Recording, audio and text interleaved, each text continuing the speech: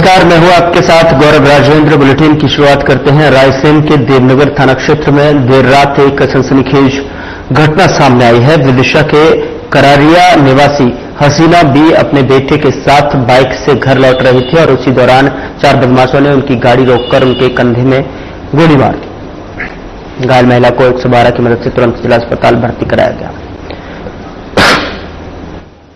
उनकी हालत खतरे से बाहर बताई जा रही है। पुलिस ने कहा कि चारों आरोपी लुक्का, जुबेर, कुरफान और कुर्बान बोलेरो गाड़ी से आए थे और रास्ते में महिला का इंतजार कर रहे थे।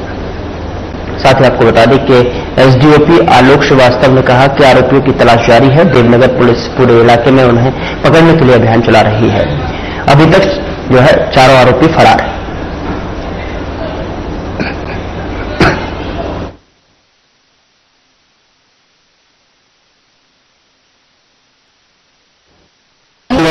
कल रात में करीब 10 बजे हसीना बी निवासी अपने लड़के के साथ में करारिया विदिशा से हाथीमुखड़ी अपने गांव में जा रही थी।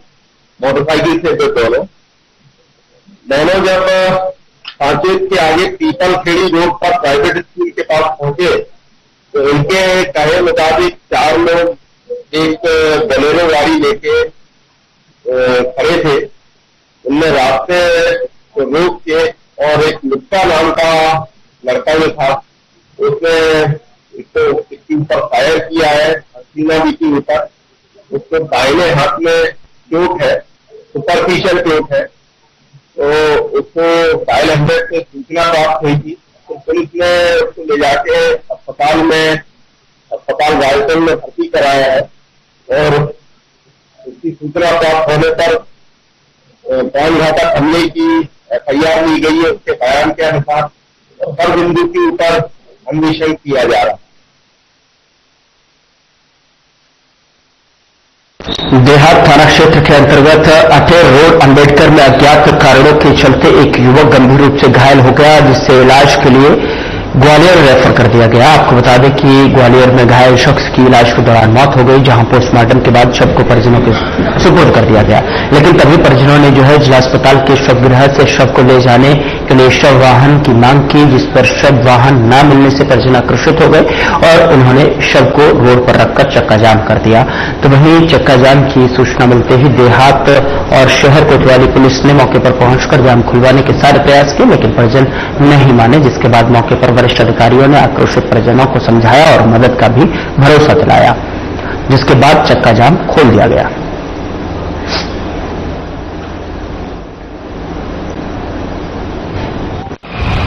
ये एक युवक की मृत्यु हुई थी, विकास भगवती उम्र 22 साल।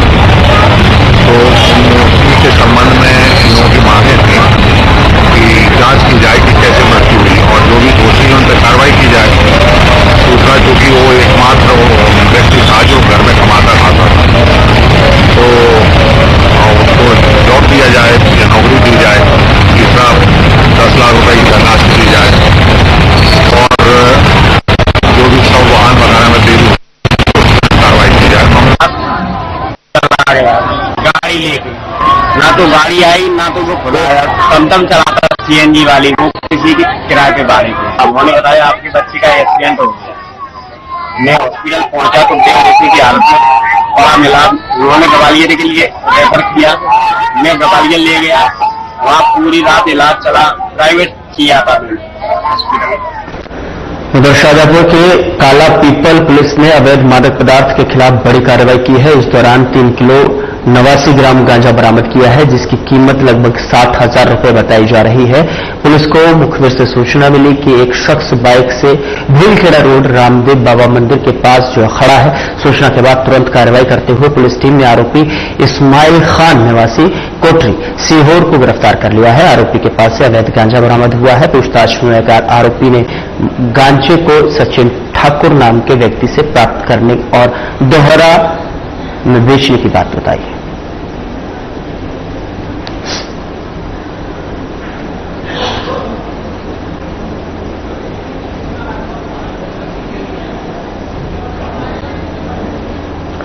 तो अवैध मादक पदार्थ के खिलाफ ये कार्रवाई की गई है। शाहजहांपुर से तस्वीरें हैं जहां पर पुलिस की गिरफ्त में आरोपी को आप देख सकते हैं कि किस तरीके से जो है आरोपी को गिरफ्तार किया गया है और पुलिस ने ये मादक पदार्थों के अवैध मादक पदार्थों के खिलाफ ये अभियान छेड़ रखा है।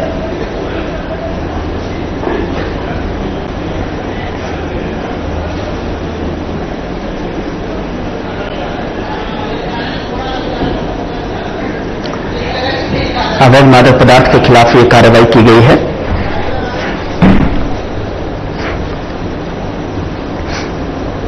तो शाहजहांपुर से ये तस्वीरें हैं जहां पर पुलिस ने अवैध मादक पदार्थों के खिलाफ जो है कार्रवाई लगातार जारी है। क्षेत्र में अवैध मादक पदार्थ के लोग देखते हैं उनके सक्रिय कार्रवाई करें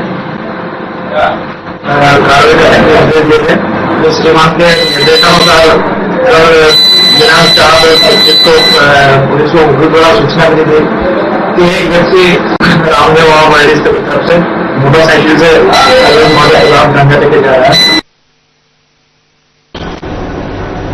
कोल्ड ड्रिफ्ट कफ सिरप पर यह कार्रवाई को लेकर मंत्री विश्वास सारंग का बयान आया है, जहां पर मुख्यमंत्री डॉक्टर मोहन यादव के निर्देश पर कोल्ड ड्रिफ्ट सिरप को जो है प्रदेश में बैन किया गया है। साथ ही उन्होंने कहा कि जांच के बाद तुरंत कार्रवाई को गई है और किसी भी प्रकार की दवाइयां जो मरीज पर विपरीत असर दिखाती हैं उन्हें मध्य प्रदेश में विक्रय की अनुमति नहीं मिलेगी। साथ ही मामले में दोषियों के खिलाफ सख्त कार्रवाई के निर्देश दिए गए हैं। मुख्यमंत्री डॉक्टर मोहन यादव जी के निर्देश पर कोल्ड ड्रिफ्ट जो सिरप है उसको पूरे प्रदेश में बैन किया गया है। जांच के बाद तुरंत कार्रवाई की गई है। इस तरह से कोई भी दवाई जिसका कि इस तरह का विपरीत असर किसी भी पेशेंट पर किसी व्यक्ति पर होगा तो उसको मध्य प्रदेश में बेचने की कहीं अनुमति नहीं मिलेगी और इसमें जो भी दोषी हैं उन पर सख्त कार्रवाई के भी माननीय मुख्यमंत्री जी ने निर्देश दिए।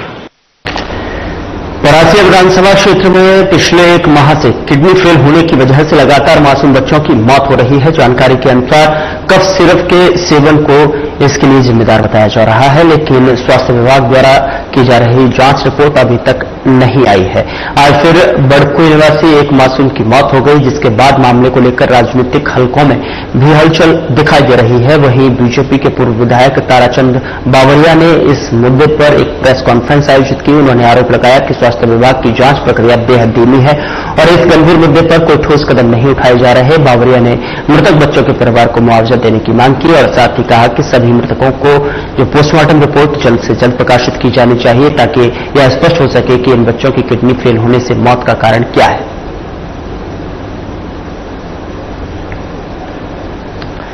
बीजेपी के पूर्व विधायक जो है उन्होंने बावरिया ने जो है यहां पर जांच की मांग की है। स्वास्थ्य विभाग का जांच प्रक्रिया धीमी बताई है।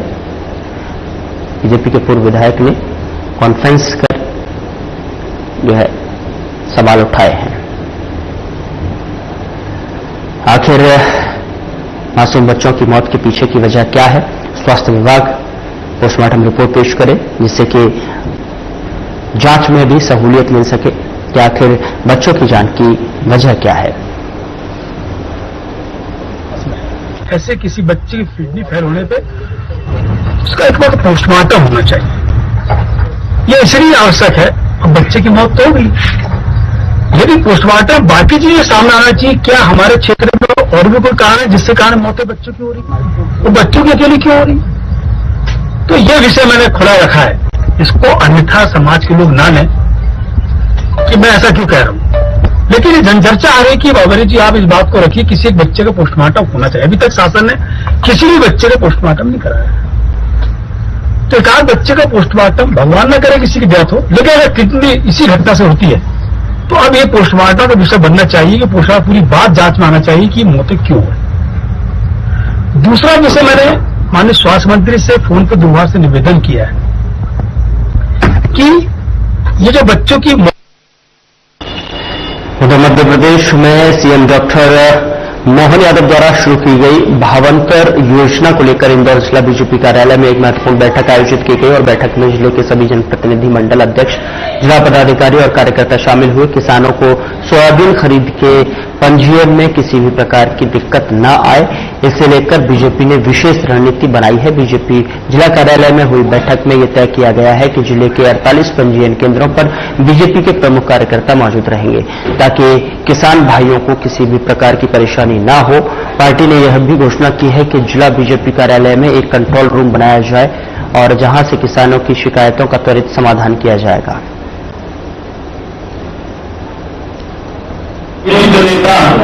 आज भारतीय जनता पार्टी कार्यालय पर जिले के समस्त हमारे जनप्रतिनिधि के साथ में हमारे मंडल अध्यक्ष, जिला पदाधिकारी, मोर्चा के अध्यक्ष और कार्यकर्ताओं की महत्वपूर्ण बैठक आहूत की गई। कल से मध्य प्रदेश सरकार ने संवेदनशील मुख्यमंत्री डॉक्टर मोहन यादव जी ने किसानों को सोयाबीन खरीदी पर भावांतर की योजना का पंजीयन शुरू किया है। उसको लेकर किसानों को किसी प्रकार की कोई समस्या नहीं आए। मध्य प्रदेश सरकार द्वारा भावांतर योजना लागू करने पर मंगलवार को इंदौर जिले की ग्रामीण धन्यवाद यात्रा निकालेंगे। यात्रा दशहरा मैदान से शुरू होकर कलेक्टर कार्यालय इंदौर तक निकलेगी। धन्यवाद यात्रा के तहत शनिवार को भारतीय जनता पार्टी जिला ग्रामीण की महत्वपूर्ण बैठक जल संसाधन मंत्री तुलसीराम सिलावट, सांसद शंकर लालवानी, विधायक मधु वर्मा, जिला अध्यक्ष श्रवण सिंह चावड़ा की उपस्थिति में संपन्न हुई। दीप प्रज्वलित कर जल संसाधन मंत्री तुलसीराम सिलावट ने ग्रामीण जिले के पदाधिकारियों को संबोधित करते हुए कहा कि भारतीय जनता पार्टी चाहे देश की ही हो चाहे प्रदेश की हो, जो बोलती है वो करती है। जिले के पदाधिकारी और कार्यकर्ताओं को जानकारी देते हुए भाजपा ग्रामीण जिला अध्यक्ष श्रवण सिंह चावड़ा ने बताया कि भाजपा की किसान हितैषी डॉक्टर मोहन यादव की सरकार द्वारा सोयाबीन फसल की हमारे किसान भाइयों को उचित मूल्य प्राप्त हो, इस हेतु भावांतर योजना लागू की गई है।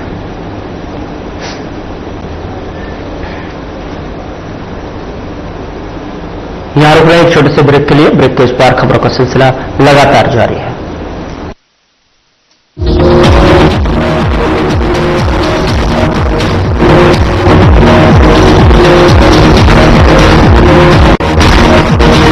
क्या रंग खिला, क्या रूप सजा, मैंने ही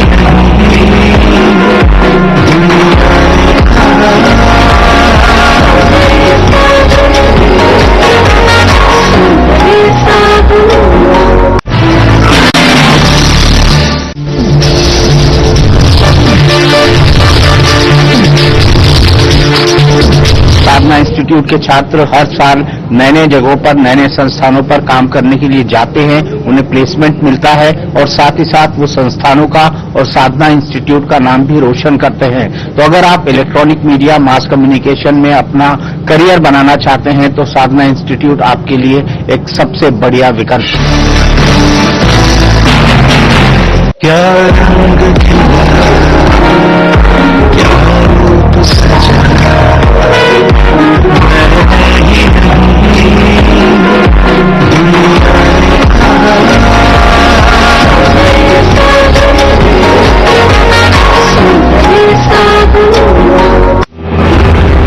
यशस्वी प्रधानमंत्री नरेंद्र मोदी जी के विजन वोकल फॉर लोकल के अनुरूप माननीय मुख्यमंत्री योगी आदित्यनाथ के नेतृत्व में उत्तर प्रदेश के स्थानीय उत्पादों को यूपी इंटरनेशनल ट्रेड शो ने दिया है ग्लोबल मार्केट।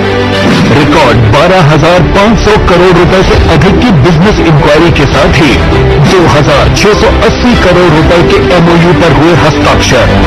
पार्टनर कंट्री रूस के साथ 88 देशों के इंटरनेशनल बायर्स सहित देश विदेश के 5 लाख से अधिक लोग इस वैश्विक व्यापारिक महाकुंभ का हिस्सा बने। UP international trade show Uttar Pradesh के व्यापार को नई गति देकर यशस्वी प्रधानमंत्री जी के विजन 2047 को साकार करने में साबित होगा अहम पड़ाव। UP international trade show sourcing का अद्वितीय मंच।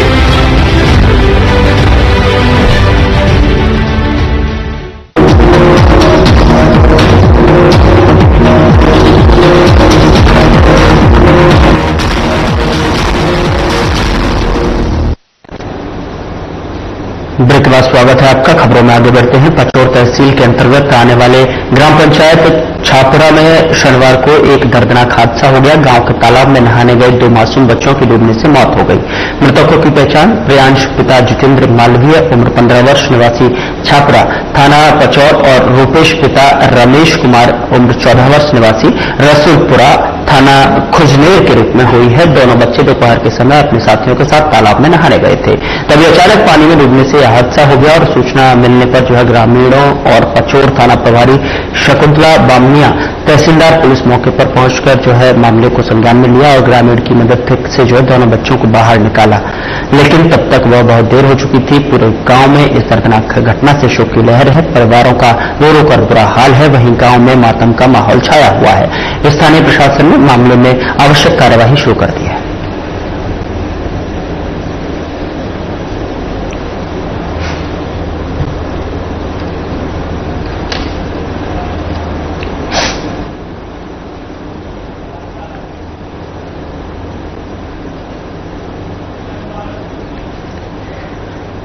उधर बुरहानपुर के शाहपुर थाना क्षेत्र में बड़ा हादसा हुआ। शाहपुर थाना क्षेत्र के जलगांव जामोद रोड पर बैंड की गाड़ी अनियंत्रित होकर पलट गई। इस हादसे में 15 लोग घायल हुए हैं और एक ही घटनास्थल पर मौत हो गई। फिलहाल शाहपुर थाना पुलिस ने हादसे का पंचनामा बनाकर मामले की जांच शुरू कर दी है।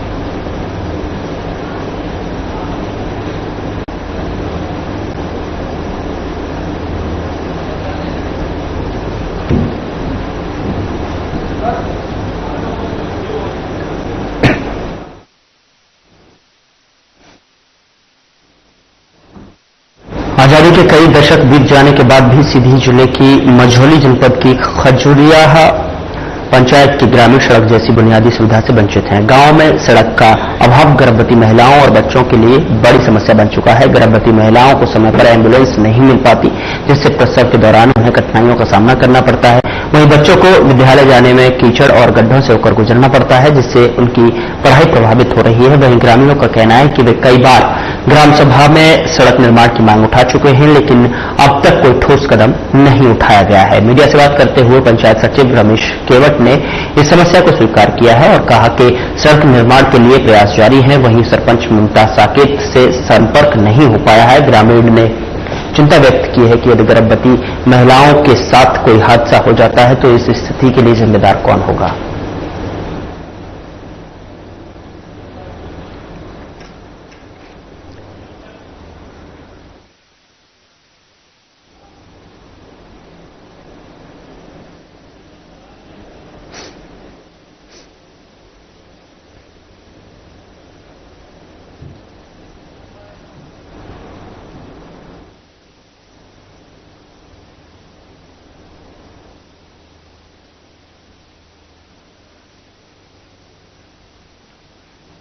डॉक्टर शिवपाल सिंह जादौन का एक परिवार ने दिल से धन्यवाद किया है, क्योंकि डिलीवरी के समय महिला की हालत बेहद नाजुक थी और बच्चे की धड़कन कम हो रही थी। समय पर इलाज न मिलने पर कोई बड़ी अनहोनी भी हो सकती थी। ऐसे कठिन समय में जब उन्होंने डॉक्टर शिवपाल सिंह को फोन किया तो उन्होंने एक पल भी देर नहीं की और तुरंत मदद उपलब्ध करवाई। उनकी संवेदनशीलता, तत्परता और सेवा भावना के कारण आज मां और बच्चा दोनों पूरी तरह से स्वस्थ है।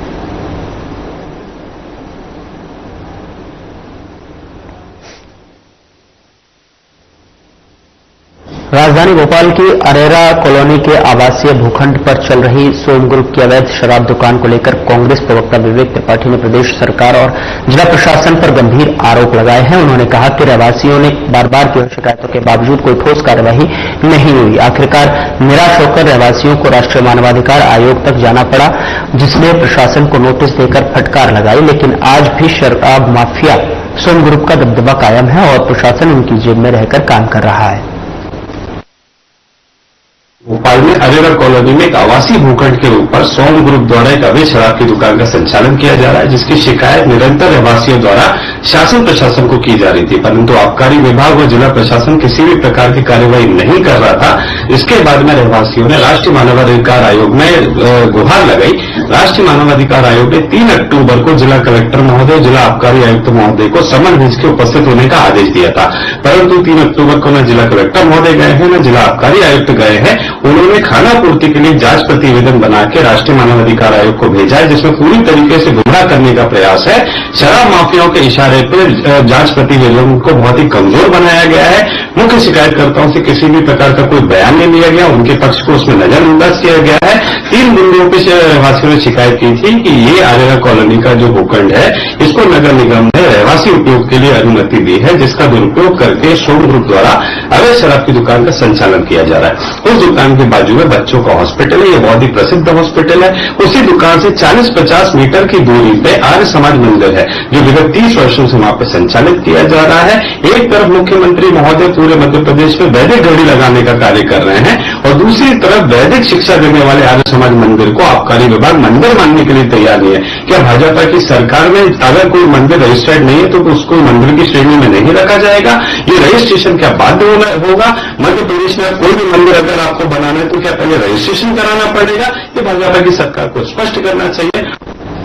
उधर देश की रीढ़ की हड्डी कहलाने वाला अन्नदाता आज दुर्गति का शिकार चक्कर खा रहा है और चक्कर खाकर गिर रहा है।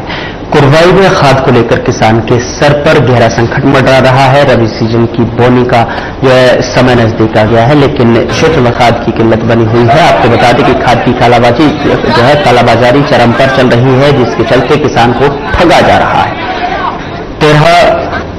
500 रुपए की डीएपी खाद ब्लैक में 2100 रुपए की बेची जा रही है।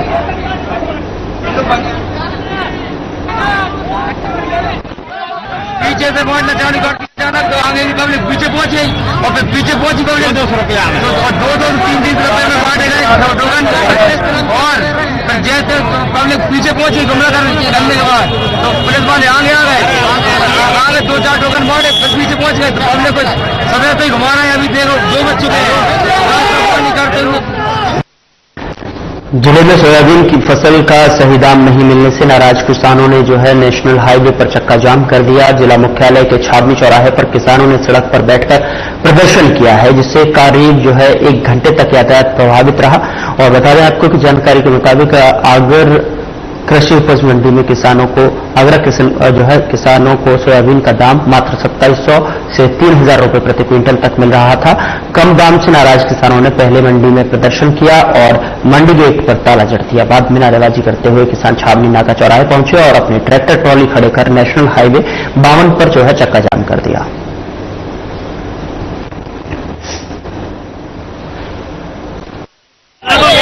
जाम क्यों लगा रखा आज आपने? कारण व्यापारी के कारण भाव अंतर के भाव मतलब से 4 दिन पहले 4400-4500 हो गया था, आज 3200-3000 भाव कम होने की वजह से कम लगा। फिलहाल बुलेटिन में इतना ही। नमस्कार।